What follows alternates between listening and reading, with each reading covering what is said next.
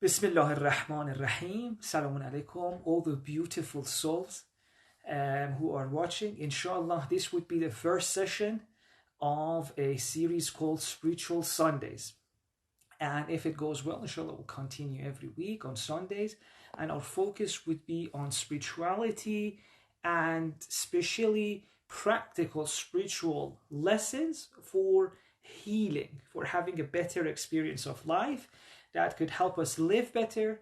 And if we live better, we can even help others live better. It's inshallah one day we'll discuss this maybe, that a healed person can be so much more active in helping others. And a lot of the times the problems we have, wherever we have been left unhealed, that actually blocks us from helping others in so many ways. Okay, with that introduction out of the way, let me say what is the main, let's say, philosophy of this series. What is the main reason we are doing this series? A lot of us are going through this whole life and we haven't spent much time specifically to think about how to live, right? There are so many things we have learned. We have learned how to do things, how to cook, how to run, how to write, how to use a computer, how to write programs. We have learned how to be many things.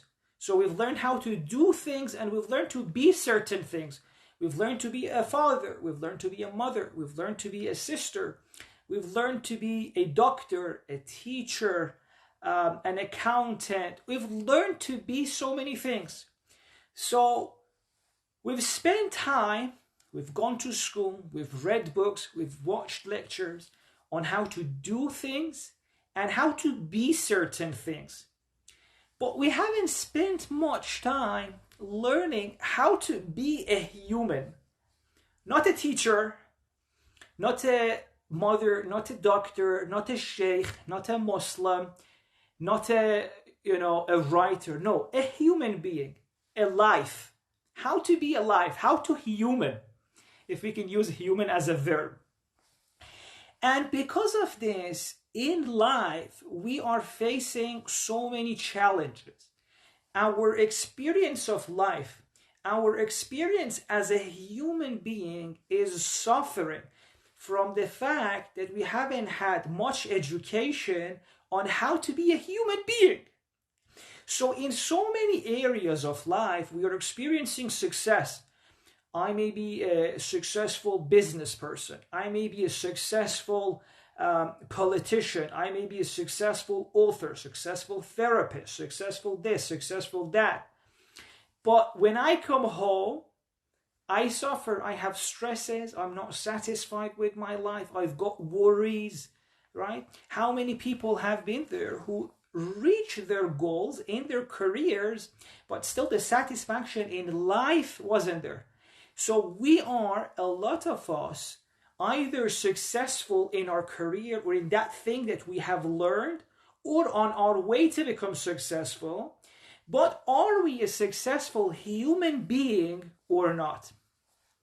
And if we look at our society, our lives, the lives of people around us, we see that no, unfortunately, we are really lacking in this area, which seems to be the most important area on how to be a human, how to handle this thing which we are, whatever that is. And today I don't want to discuss whether we have a ruh, whether we have a soul. All of that, let's leave it for theological discussions. I want to talk about something that you can look inside and find. You. When I say you, what do I refer to? There's part of you which says, yes, Sheikh said you, me. I'm talking to that. And we want to see how to be that, how to be a me. Because I say, me, I'm doing this, I'm doing that, this is happening to me. So let's talk in this series about how to be a me, how to be an I. Because we haven't done this, so much is happening to us. And a lot of the times we feel like we are not in control of our experience of life. We have good days, we have bad days, we have good hours, we have bad hours. Some things make us happy, some things make us sad. In other words, we don't get to decide how this me or I is living. It is the external situations which one day make this happy, one day make this sad. One day they make us excited, one day no excitement. One day motivated, one day not motivated. So this is something that is happening to us, and we're allowing it to happen, but in no other area of life you would allow this, right? Imagine if you're a chef working in a restaurant, would you allow the quality of your food to depend on external factors? Like, today something happened, so my food doesn't have spice. Or today something happened, my food has so much spice.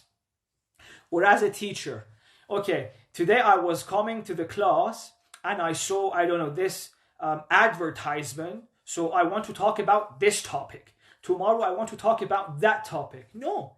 In your classroom, in your kitchen, in your clinic, wherever you are in control, right? So in these roles that we play, a doctor, a teacher, a sheikh, a chef, a mom, a dad, a brother, a sister, although less and less as it comes to family. In our professions, we are in control. But in the most important aspect of our experience, which is our life, we are not in control. We know how to make sure, as a chef, everything the same quality every day. But as a human being, we can't do that. And the reason why this is happening is that, unfortunately, for the past few centuries, we have focused, and when I say we, I don't mean you and I mean the society we are in, the culture, has experienced a kind of spiritual poverty. There is so much lesson on how to have the outside world in control, how to control the outside world, how to control how to build a house, how to make sure it stays a certain temperature, how to make sure the rain doesn't come into it, how to make sure the light is dimmable at a certain amount of light. So we can control so many things in the external world, and that's beautiful. That has enabled us to have easier lives. It's amazing. It has helped so many people have easier lives. Perfect. But this has come at a price, unfortunately, which is we have forgotten that there's another environment which we have to learn to control, and that's our life. That's ourselves.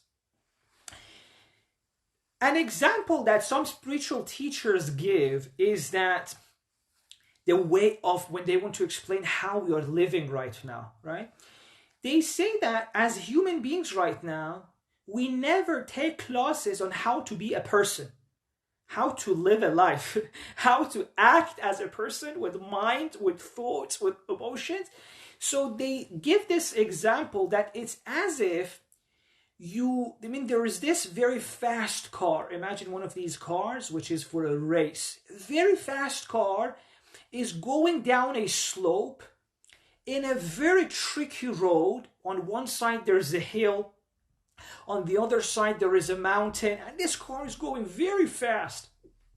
And suddenly, in the middle of this, they put you behind the wheel, right? So you don't even know, why is this car going so fast? You don't know where it's going. They just told you, you're in charge now. You go behind the wheel, and you're just trying to make sure that it doesn't fall on the hill or it doesn't hit the mountain. So you're just holding really tight on the steering wheel and just making sure it doesn't clash, right? And if you think about it, for many of us, that's the way we are treating our minds. Our minds are constantly bombarding us with thoughts, right? oh, this happened today, oh, that didn't happen, oh, this person said this to me, oh, I have to do this, I have to do this for that person, I have this deadline. You know, so much thought is happening, so much fear, so much stress, so much worries, and we don't know why they are there. We don't know how to stop them. We don't know how to deal with them. So it's like being in the car and the car is just going.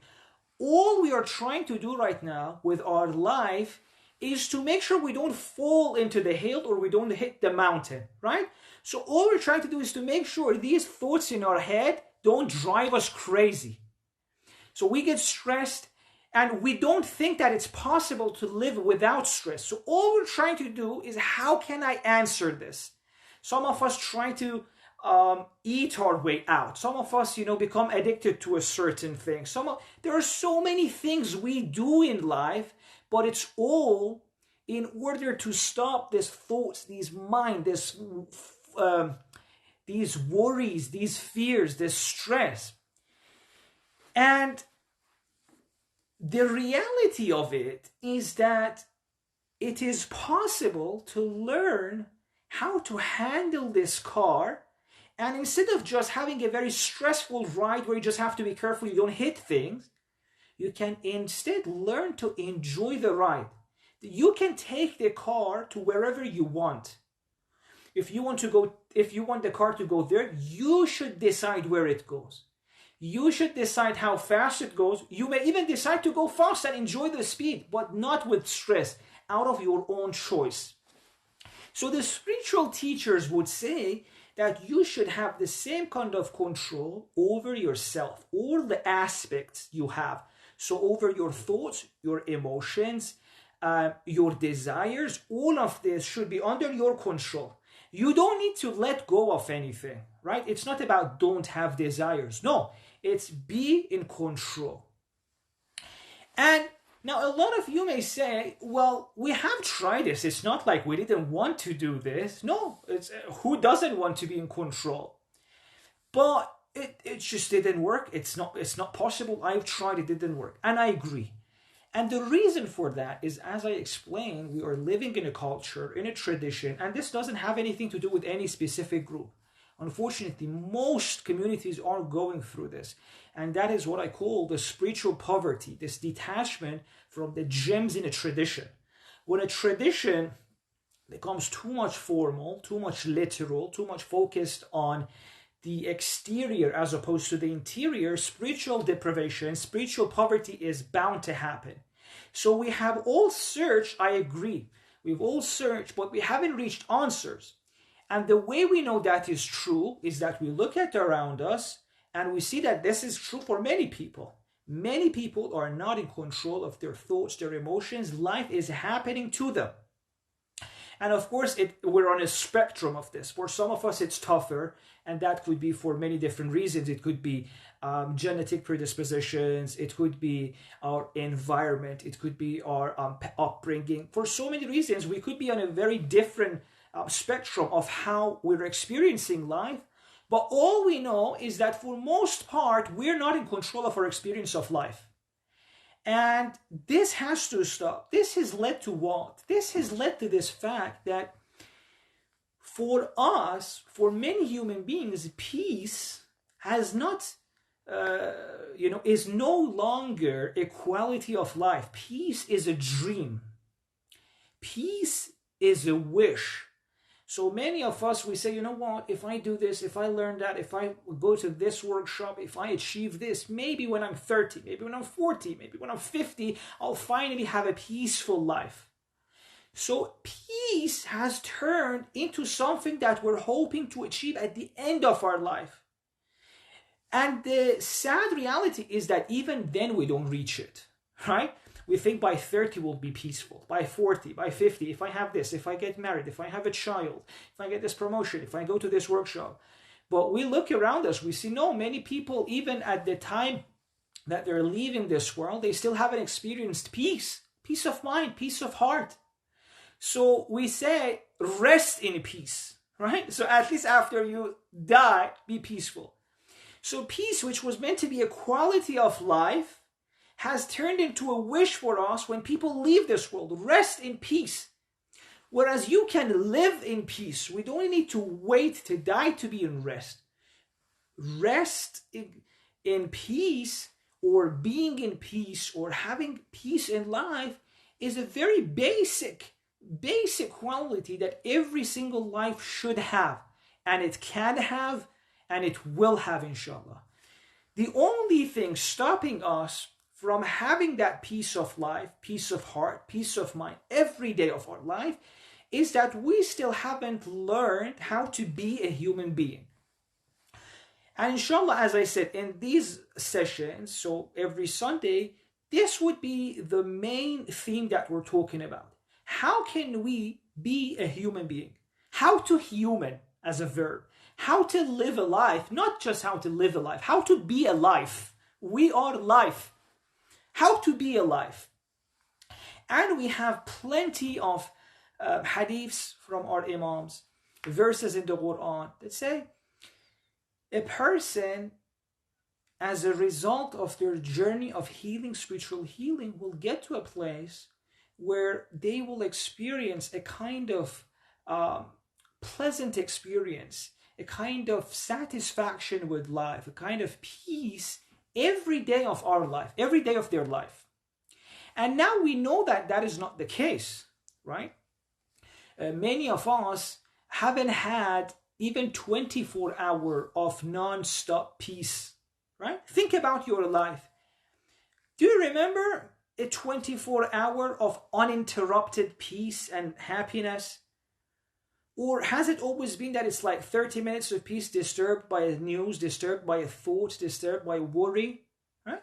How many times has it happened to us that we go from a stress about the future, or a regret about the past, a kind of disturbed feeling about the past, to a worry about the future, right? So we go from past to future, bypassing life, bypassing the present moment in which the life is happening, right?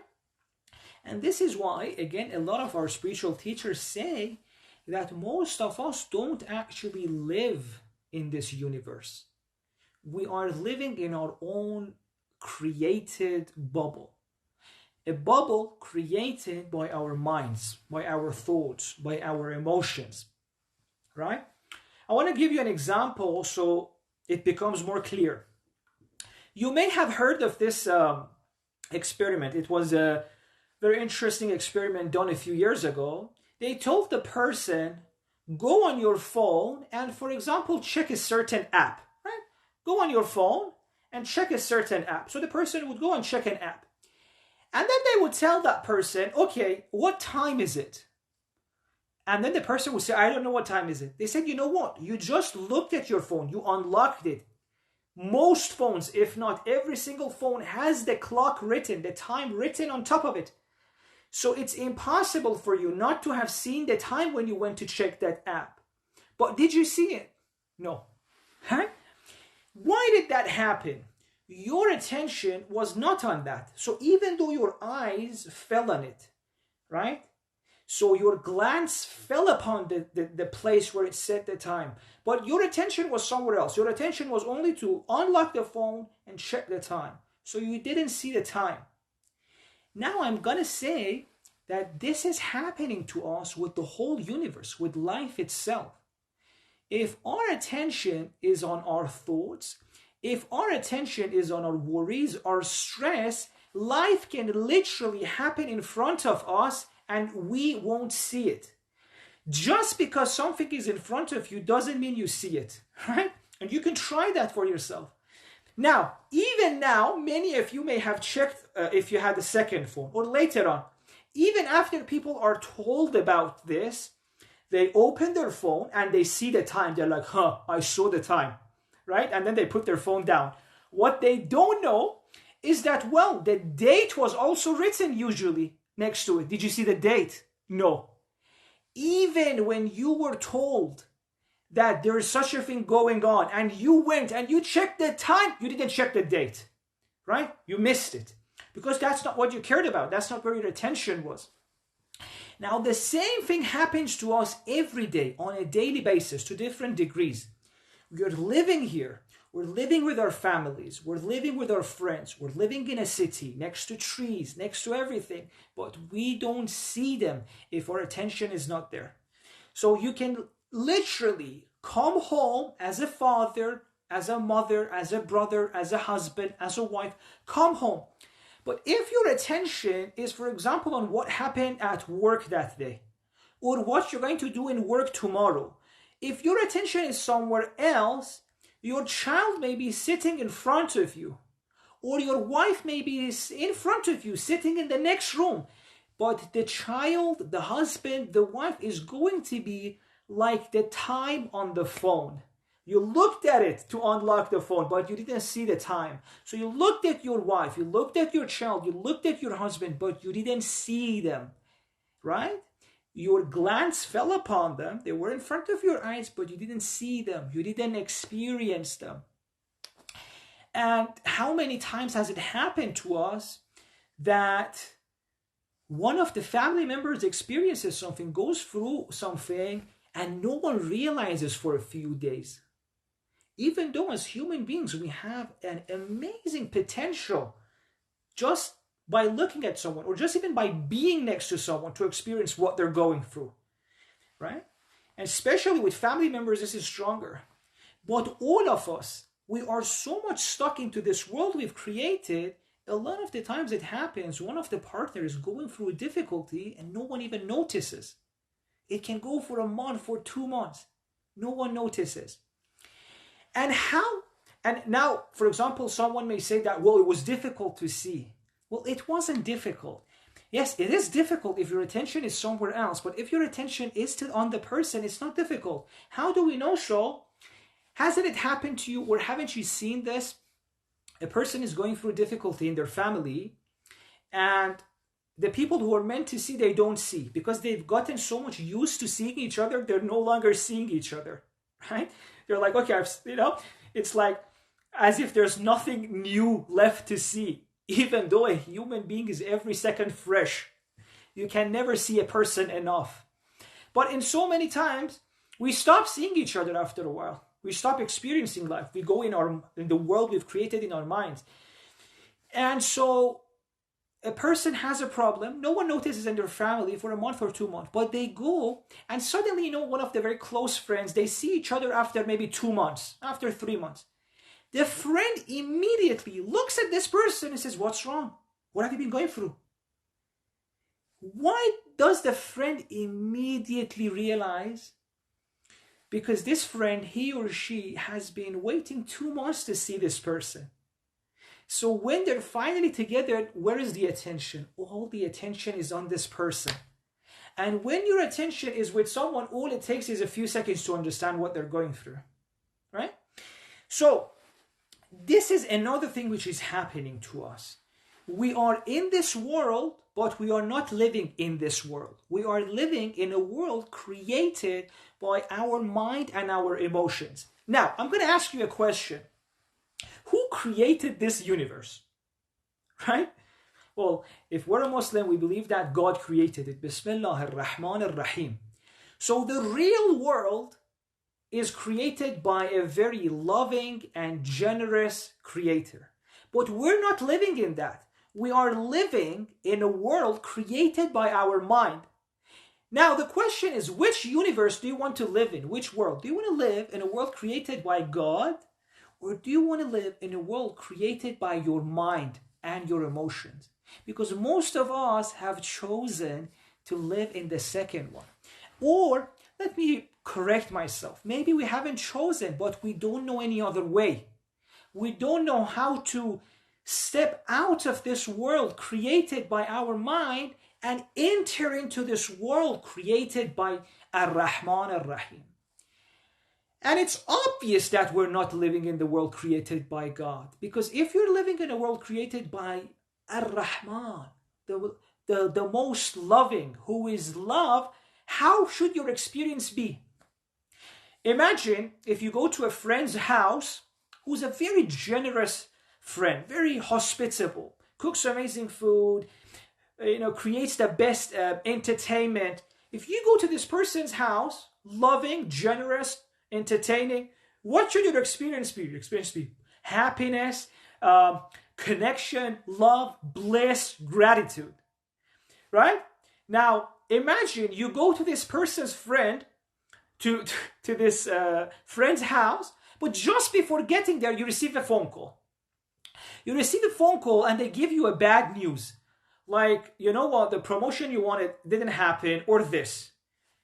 You can live in the same house, same friend, same hospitality, but what is your experience? Terrible. Terrible. You're in the same place, but you're not in the same place. You are no longer in your friend's house. You are in your mind. And the same is happening right now. We are not in God's universe. We are not in the universe created by the most loving host. We are in our own mind. And as a result of this, we are suffering. Because what does our mind use to create this world? This world that we're living in. What does our mind base it on? Well, unfortunately, our mind only uses the things which are kept inside it. And what is the things that our mind has kept inside it? Most of it is the experiences we had in life which we didn't like, which we feared, which we were scared of, or which broke our heart, right? If you think about it, most of the times when we are worried about something, when we are stressed, what is the reason? Something happened before that not only made us upset back then, but now we are even fearing that it may happen again in the future, right? So we have so much fear and trauma kept inside us. This is our experience of life. And our mind, our heart has kept all of this. And now it's using these things to create this world for us which we're living inside of. So we have stepped out of a world created by God, stepped into a world created by our mind, based on what? Based on our past experiences, with an emphasis on our fears, with an emphasis on our stress, on our worries. And obviously, the result is that this experience is not blissful, is not pleasant. How can we change this? The first thing which I think is very important for us to bear in mind is to come to this realization. Before you want to start this journey of healing, you have to come to this realization not just because I said, or not just because you read in a book. It has to be firmly sitting inside your heart. What realization? This realization that it is possible for every single human being to come out of this world created by their mind and live in the real world. This should turn into a conviction. And then, after this conviction, the steps will follow one by one. So, that's why, inshallah, maybe in the first few sessions, the main focus of our talks would be on to trying to convince you, not mentally, but deep inside. Remember, who am I talking to? I'm talking to you. And when I say you, there's something that responds to me. It's not your hands. It's not your body. It's not your thoughts. It's you, the one who's inside. I'm talking to that.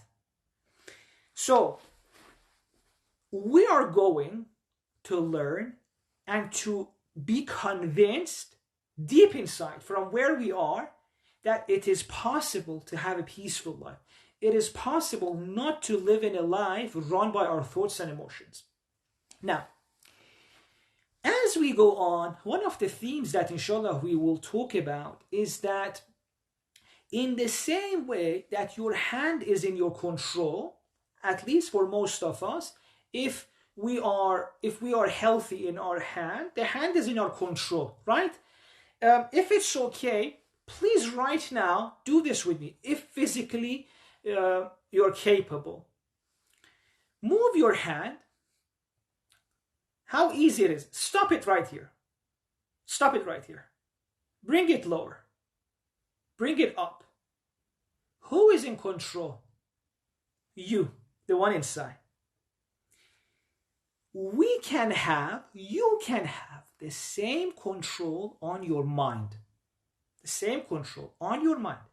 After all, your mind is a tool in your control. It should be that way. It has been given to you for your benefit.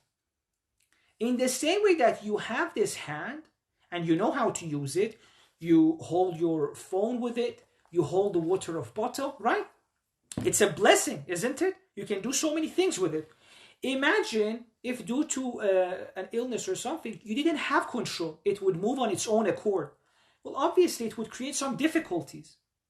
Now, our mind is like that.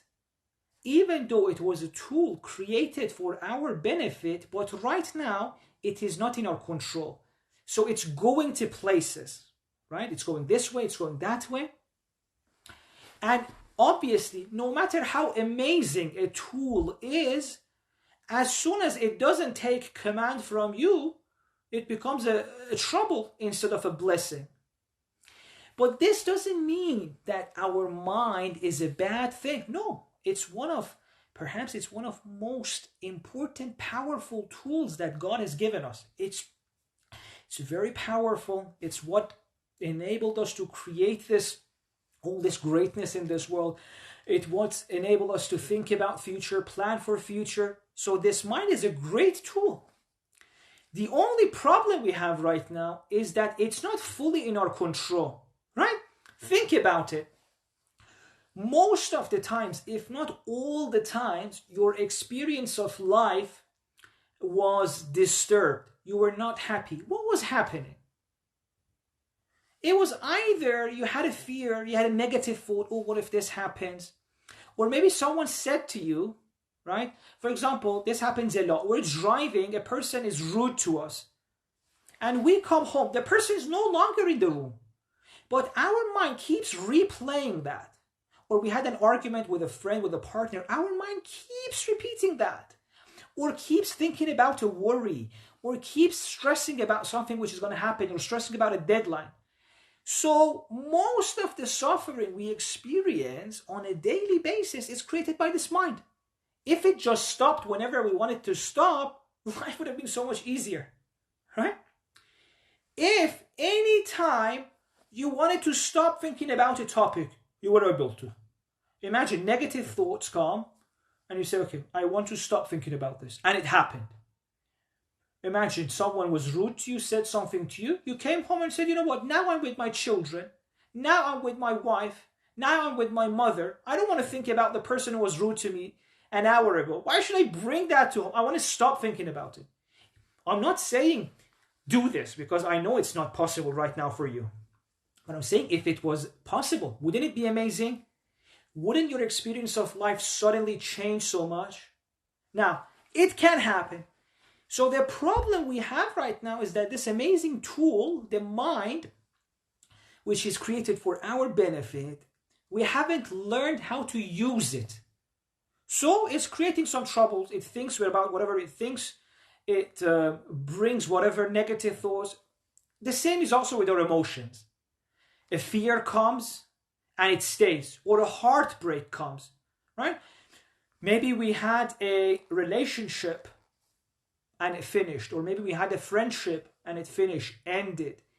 The heart keeps aching, keeps aching, keeps aching. And of course, for a certain period of time, that is part of the experience of life. Grief is natural. There's so much lessons in it. But sometimes it just doesn't stop. It stops us from living. Okay, this heartbreak, this fear, this stress, if it was possible for us to make sure it doesn't continue endlessly, it's there once it's there when we learn the lesson, but then it stops. Wouldn't that be amazing? Wouldn't that make life so much easier? Hope that is possible. And inshallah, as we go on, we'll slowly talk about this. If it's okay, just 1 second, I'll have a sip of water and inshallah we'll continue.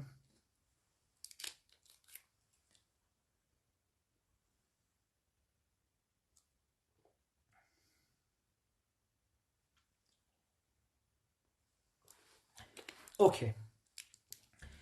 So I think it's good now to perhaps mention a review of what we said so far, give a little bit of introduction about, inshallah, what we'll be discussing in the next session, inshallah, next Sunday, and then I'll open up for question and answers. So far, what I was trying to say is that in life, we have learned so many things. We have learned how to do certain actions, how to cook, how to use a phone, how to write a program.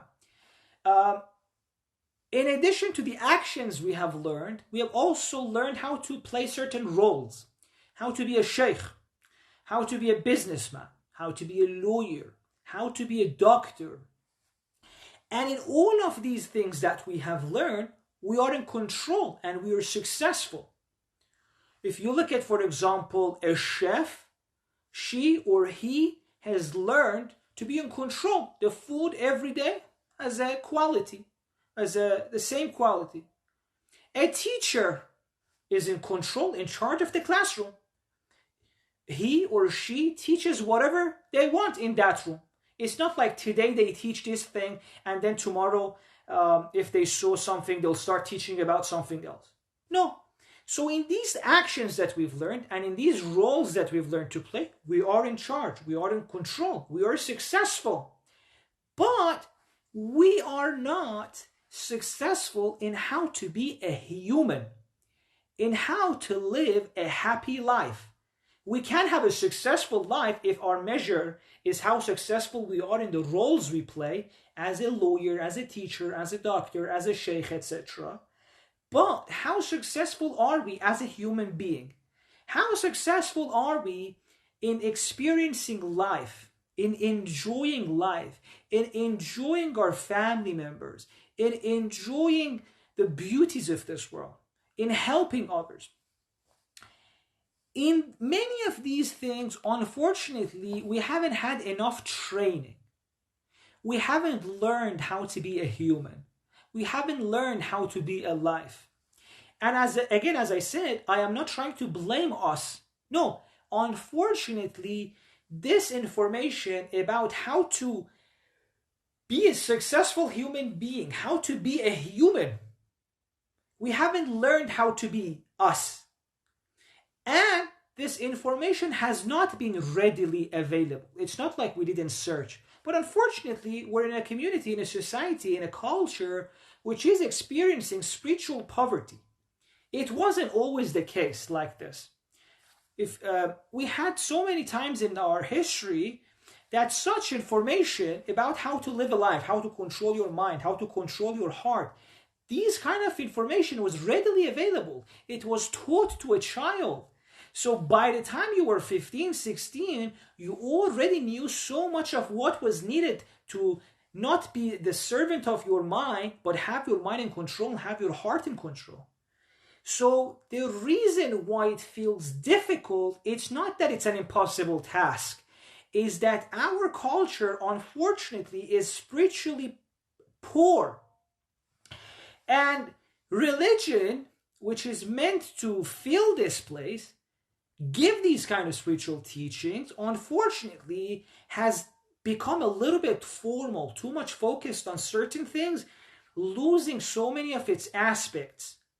And this is why, if you look at, for example, the teachings of so many of our Muslim spiritual teachers, they say that right now, if anyone actually wants to benefit from Islam, it's not easy. They have to, dive deeply in the ocean and find the gems and the pearls at the bottom of this ocean.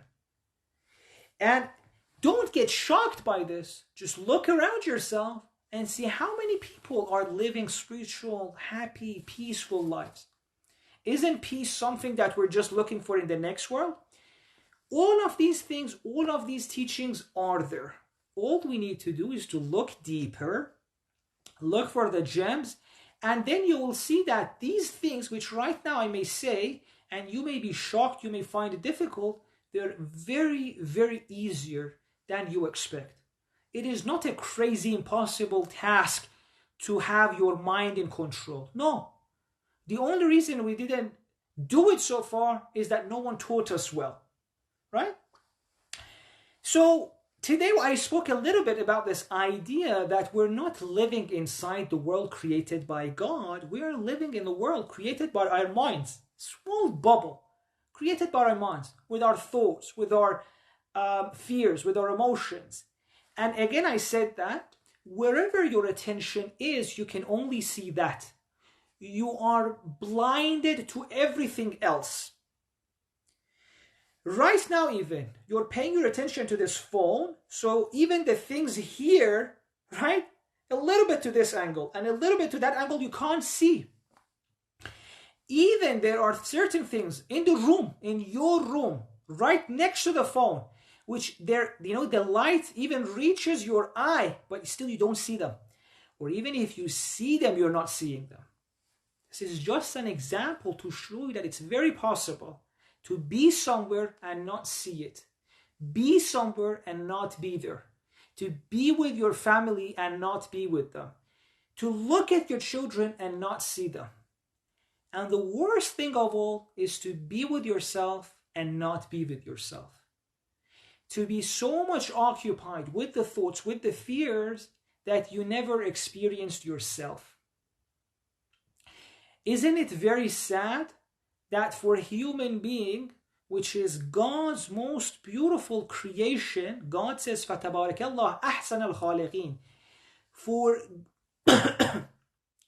For God's most beautiful creation, if you look at so many societies, the worst kind of punishment a society gives to a person is to put them in a cell, in a prison cell, on their own.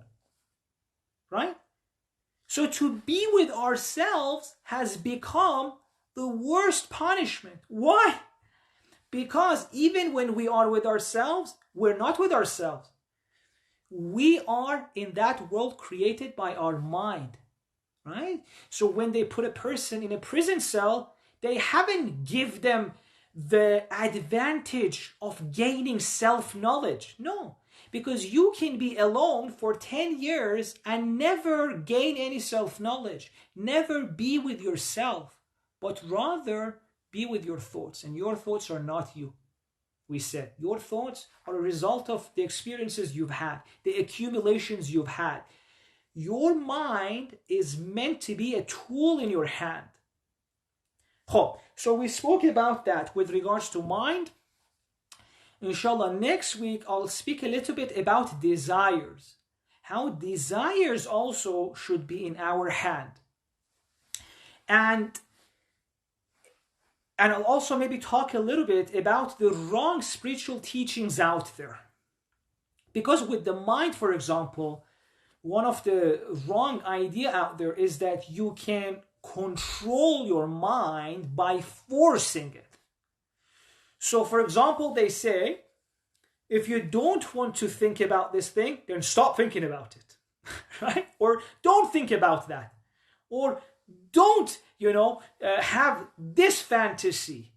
Don't have that fear. And anyone who's had any experience in working with themselves, with their mind, knows that you cannot force your mind, right? You cannot force your mind not to think about anything. If anything, to force your mind is actually making it to think about that. There was this beautiful story. A person went to the spiritual teacher and says, can you give me some spiritual powers, etc.? The teacher says, yeah, sure, definitely.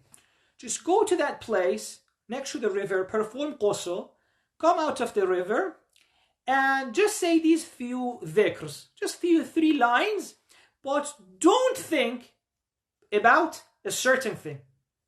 Well, he mentioned the name of an animal, a pink monkey. Say these 3 lines, but don't think about a pink monkey. And then the person was like, that's all I need to do? 3 lines and I'll have spiritual powers? Goes, jumps into the cold river, performs ghusl, comes out, says the first line, and all he's thinking is that perfect. All I need to do is not think about a pink monkey. Immediately, all he's thinking about is pink monkey. So the lesson was that as soon as this happens, you have to jump back in the river, perform another ghusl, come out and start again. So he jumps, comes back, this time halfway through the first sentence, a pink monkey. He tries days, no outcome. So he goes to the spiritual teacher and says, you know what? I don't want to have any spiritual powers. Just free me from these pink monkeys. I can't stop thinking about them. Right? So you can't force your mind not to think, not to create this world. There are other ways, inshallah, we'll talk about. The same is also true with desires. There are so many wrong teachings about desires. Like, if you want to live a happy life, if you want to live a spiritual life, don't have desires. Detach yourself from your love, from your family members. Or have less desires. Do all of this. Which basically means that if you want to have a spiritual life, die. Right? A life without desires is death. A life in which you are detached from your family members is not life, it's death. Life is to be involved. Life happens when you're engaged.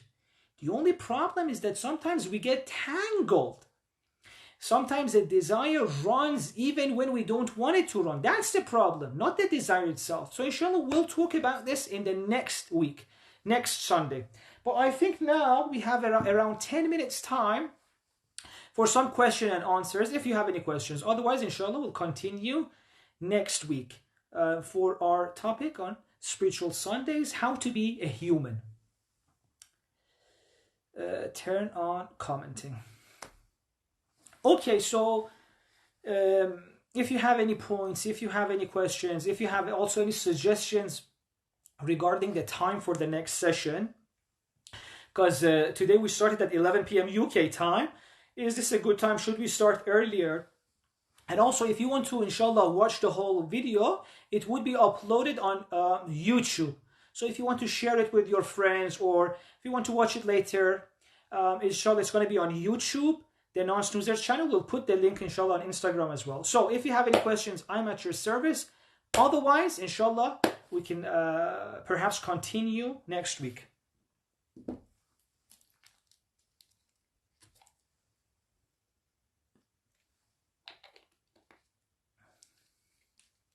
Earlier times, sure. Okay. So far we have 2 people that say earlier. Sure, inshallah. I think that's a good idea.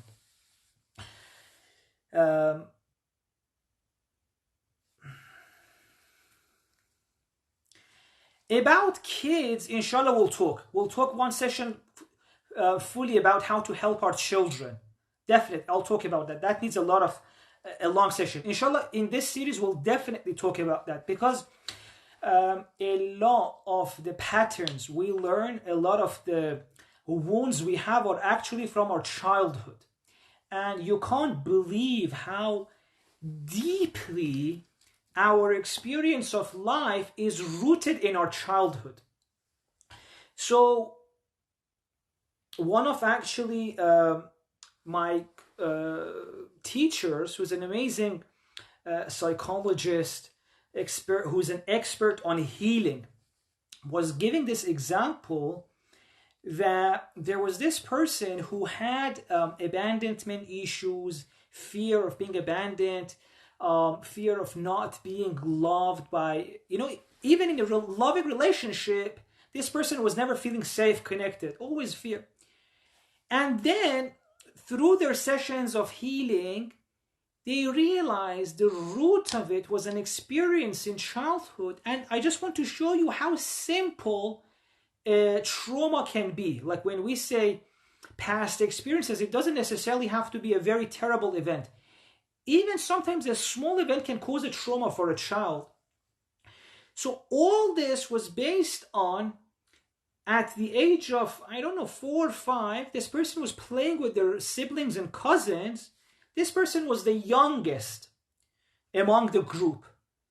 So they're all playing. He gets engaged with certain thing and loses attention. So everyone else moves to a different place. They were outside playing. He gets engaged with something, loses attention. Everyone else goes. And he looks up and suddenly doesn't see anyone, gets scared and feel they left him. Right? Because usually one of the things that accompanies a traumatic event is a wrong interpretation. So there could have been so many reasons what happened. Maybe they forgot, maybe they're coming back, maybe they just went to bring. But this person interpreted the event as they left me. They didn't care about me. And he calls on to them, guys, where are you? And years later, 20 years later, 25 years later, even though the memory, the explicit memory was gone, and it was only brought back through therapy, but the implicit memory was this, and this was still causing abandonment issues. So this person, even though he was living in a very loving relationship, he always had this fear of being abandoned, of maybe not being loved. And this is another example, as I told you, we're not living in the real world. We're living in the world created by our past experiences, right? In a loving relationship, but always fearing being left alone. Why? Because 25 years ago, siblings and cousins just went to a different place to play. So childhood is very important, and inshallah one session will fully talk about how to make sure less wounds happen, and how we can help, how we can heal. Okay, so another comment on earlier, sure. A lot of people are saying earlier, if we don't think about our past, then how can we learn from it and not repeat the same mistake? Okay, one of the things we need to know is that it's not by thinking about the past that we can learn from it. It's by healing it, okay? You can think about a bad experience for as long as you want, but all that means usually is that it just means that you keep reliving it, right? So thoughts alone often is not enough to learn the lesson. And unfortunately, even sometimes when we learn the lesson intellectually or through our mind mentally, as long as the wound is not healed, we keep reliving it. Even if we don't remember it, that's another part. We may not even remember what happened in the past explicitly, but the implicit memory does its thing. So the way to get rid of the past is to heal it. And inshallah in the future sessions we'll talk about that, how to heal these wounds, fears, stress that we have kept from our past. How does one stop the feeling of guilt when you become aware that you're not in control of your thoughts? Another thing with, inshallah, again, we'll go deeply into all of this. But just a few points to not have left this question unanswered is that we don't have feeling of guilt, right? Guilt is not a feeling. Anger is a feeling. Fear is a feeling. When we say I'm feeling guilty, right? We have to bear in mind that we don't have, as a human being, any feeling called guilt. Yes, we have anger, we have fear, but we don't have guilt. So often what happens when we say we feel guilty is that it's a judgment. It's a feeling accompanied by a judgment. So it's a thought actually that makes us feel guilty. And then the way to heal this would be to try and find the root of this thought, this judgment. At what time in our life did we form this judgment that now leads us to judge ourselves, right? So we have to go back, and this may take time, this may take some sessions, or looking back and trying to see, okay, what happened? What event did I experience that I interpreted this way, right? Because guilt is not a feeling, it's a judgment. So we have to go back and see what was that event in which I formed this judgment. And the way to heal this would be to look at other ways of explaining that situation, right? So for example, for a lot of people, if they do something wrong, they may judge the situation, interpret the situation as I am bad, right? Now you have to know that this is just your interpretation of the situation, and it's wrong, and it's going to later on cause issues. So what are some other ways of seeing this? Well, I am not bad. I made a bad action. and there could be so many reasons why I made a bad action. So it's not a judgment about me. It's something I did. Well, maybe I made this mistake because I didn't know better. A lot of the times, we only make mistakes because we don't know better. No one taught us any better. We may make a mistake because of something that happened to us, a wrong teacher. So there are so many ways to interpret that situation in which a mistake took place. Or it could have been not in our control at all. We didn't have the ability to perform something well. So there are so many interpretations. But if a person interprets this situation as I am bad, right, this would remain with them. And this will gonna have negative consequences. So the way to fix this is to go back, see when was that judgment formed, and try to see if there were other ways of looking at that situation, interpreting that situation, and go with one which is less harmful. And in this case, it's actually true as well, because no human being is bad. Anyone who judges their self they're making a mistake, because your self is God-given. It can never be bad. Never be bad. No self is ever bad. Okay, how can we undo the childhood trauma? So what we have to know is to try and see, why does a trauma happen? One of the reasons a trauma happens is the event, right? And as I said, the event doesn't need to be very huge. Of course, a huge event can cause trauma, but even a small event can cause trauma. As I said in that example, all that took for a child to have a trauma was that his siblings and cousins suddenly left, and he felt like they left him, and he got scared and felt abandoned. So anyway, one factor when a trauma is formed is the external factor, either a fear or being bullied or being abused. Another factor is that that person didn't get a love that they needed at that moment. I'm sorry, the Instagram session is finishing, so I'll start another live session immediately, okay? I'll finish this session and start another one immediately. Okay, so the previous session was reaching 1 hour, so we had to end it. I just started another one. I'll just wait a few seconds for you to join, and then inshallah we'll continue.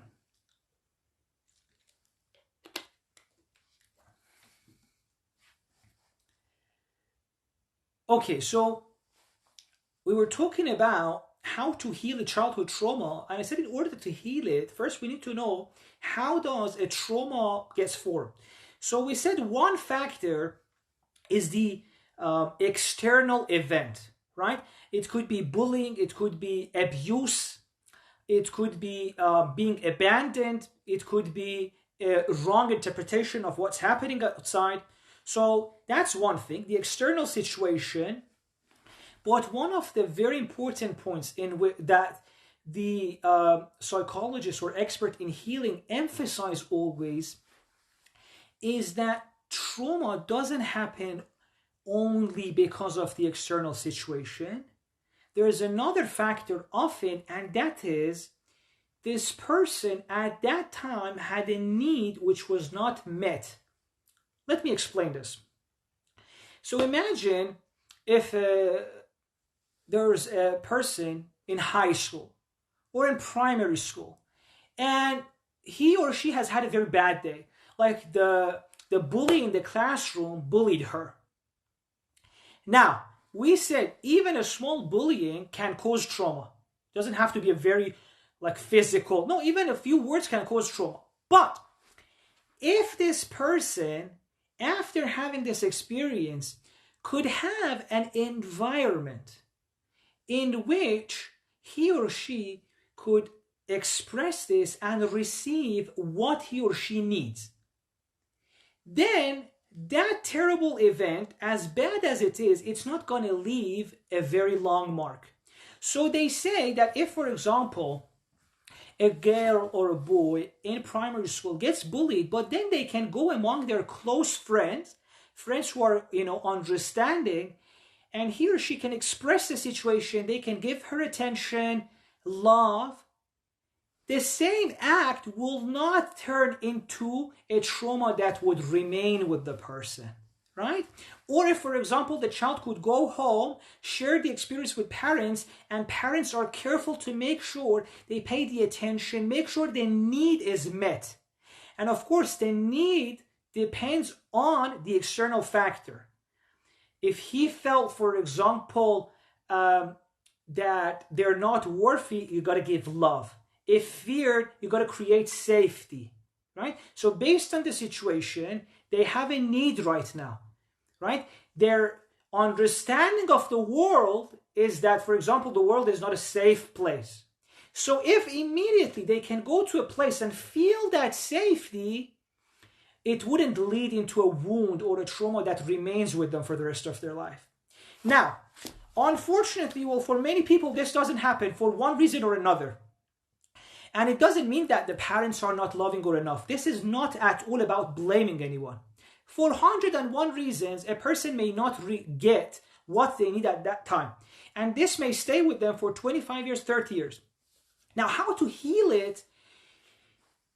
A person can either, through the natural course of life, relive that trauma, or as part of, for example, the process of healing. So it will either happen automatically or intentionally through the process of healing. The person, as it's healing, will relive the trauma. So the same kind of, for example, if as a child he or she experienced fear, the same thing will come, fear, or the feeling of abandonment, or the feeling that I'm not worthy. The same feeling will come, and the way to heal it is to give this person, or to give ourselves, let's make it more personal, to give ourselves the thing that we needed to receive back then. So for example, if as a 5-year-old boy, I felt abandoned by my siblings and friends and everyone, and now, through the process of healing, I relive that trauma. First thing is that I shouldn't judge myself.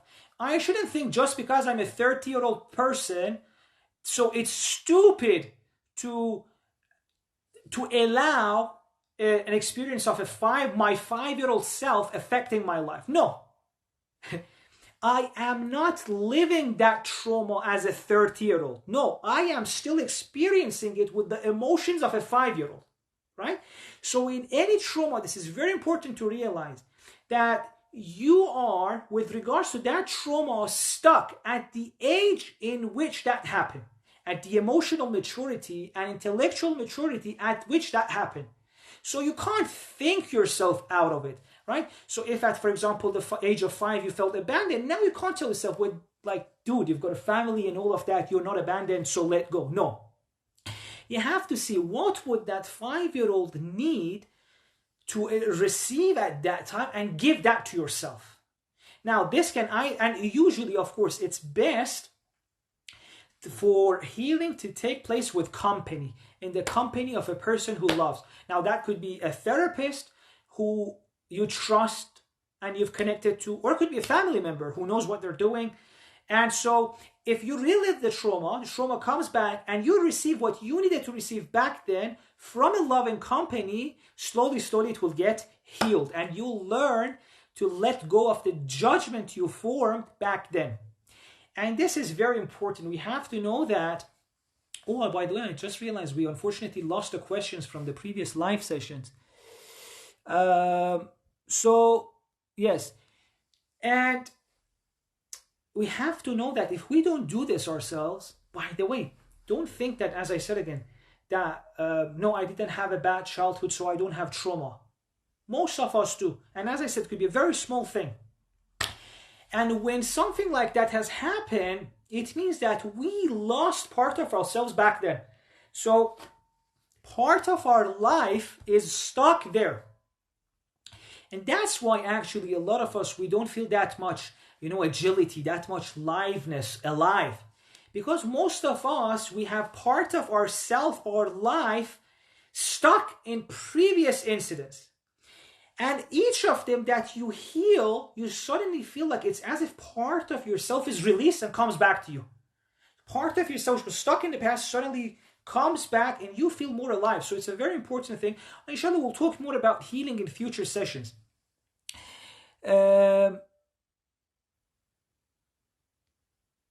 let's continue. How to escape trauma from verbal abuse, like feeling battle. Okay, so I tried to maybe answer this a little bit. I said it's very important, inshallah, to. Allah, I said about healing and how to heal all of this. We'll have lessons, we'll have sessions in inshallah next weeks. Every week, inshallah, as I said, on Sundays we'll have these spiritual Sundays. So for healing, we'll talk more, right? We'll have more specific sessions for healing. Today, I just wanted to give you an overview of what's happening. Okay, let me see if there are any other questions that I can answer right now. Do you have a sudden aha moment, or how do we know what it could be? Sometimes it could be an aha moment of like how to realize what is the root of this the wrong judgment that I formed. For example, this lack of self-worth or this feeling of abandonment. What is the root of it? Sometimes it could be an aha moment, but it is an aha moment that you have to work for, right? Because otherwise you may miss it. Now, for some people, it can even come to them in a dream. Like when you're sleeping, you can have a dream and dream of that incident, or that incident in a symbolic way. Because one of the things that our mind does, and you have to really thank your mind for this, is that, see, most of us, we've got traumas in the past, or things which we didn't like, things which we stress us, right? And a very simple way to know this is that, in addition to the ones which we have even forgotten, there are so many things which we haven't forgotten. Every single person has an area that if, for example, their partner starts talking about it, like, no, don't talk about that right now. Come on, don't ruin our night. What does that mean? There's been something happen in the past which you can't deal with. And as long as you don't deal with it, means that you're resisting part of life. Your life is stuck there. You're resisting life. So that's, we can call it a kind of minimal suicide. Anytime you avoid something.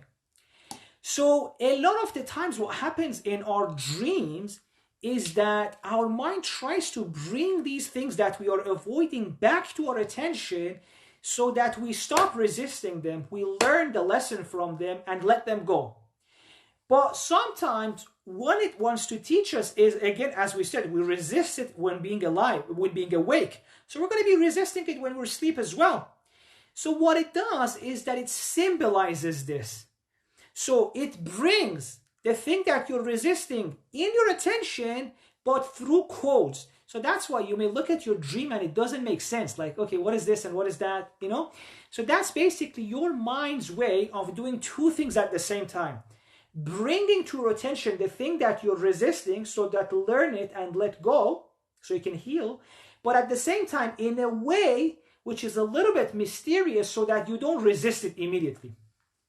But as a result of this, unfortunately, a lot of the times we miss the lesson, but still this helps us be sane.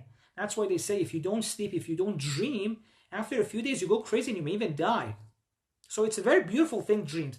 So sometimes the root of the trauma comes to us in a dream. Sometimes as a result of just talking about our life in the process of healing. And inshallah, we'll talk about later on how to start this, either going to a therapist or on our own. How can we do that?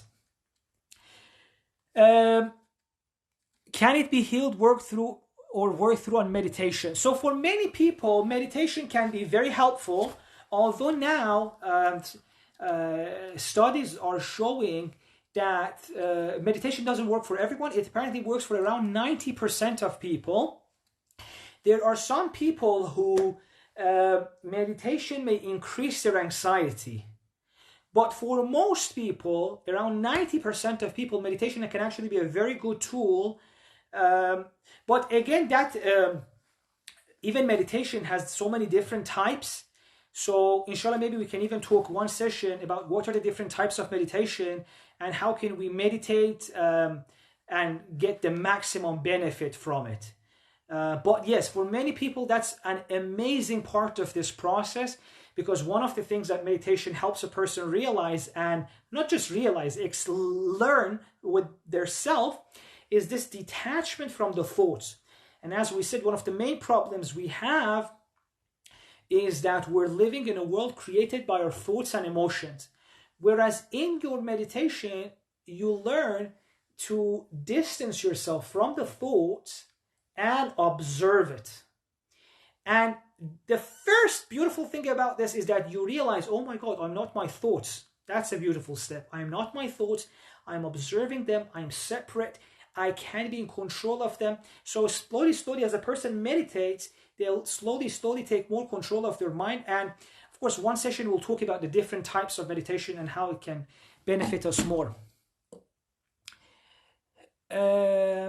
So any reading material on this area? Well, there are many great literature on healing. So there is, for example, so many works on so many psychological books with the focus on healing. So it's a long list, right? But for example, the works of Dr. Gabor Mate, he's an expert on childhood trauma and how to heal. So maybe a very good place to start would be the works of Dr. Gabor Mate. He is perhaps one of the world's best, a great psychologist, psychiatrist as well. And so reading his books, or even if you don't like reading, he's got many lectures on YouTube. Watch those lectures. I think that's a very good starting point. And so inshallah, next week we will continue our sessions, and slowly as we go on, I'll try to make it more practical. But there are certain things we need to learn before we get to the action. Because as I always said, if you want to fix yourself, if you want to heal, first you have to know, what are you trying to heal? Who are you? Right? So that's why, inshallah, in the first few sessions, we'll try to first understand more about ourselves, who we are, how to be a human. Then slowly we'll go towards action as well. One of the spiritual teachers mentioned a very beautiful point. It said, a person who is trying to find the right action has still not learned the right way to be. When you learn how to be, when you learn who you are, then you don't need that much to learn what to do. You just look at this situation and you see, okay, the person that I am, how should they behave in this situation? So more important than learning what to do is to learn how to be. Who we are, how to be, and then in every situation, we'll look at the situation and we'll say, okay, how can I elevate this situation? How can I elevate this moment? How can I do the thing which is to the benefit of myself and others? And inshallah, so in the first few sessions, we'll talk about how to be, and then slowly we'll talk about actions as well, about healing. So inshallah, our,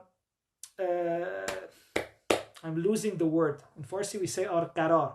So our agreement, let's say, is that inshallah, our meeting next week, Sunday, at 10 p.m. or 10:30 p.m. we'll announce on Instagram.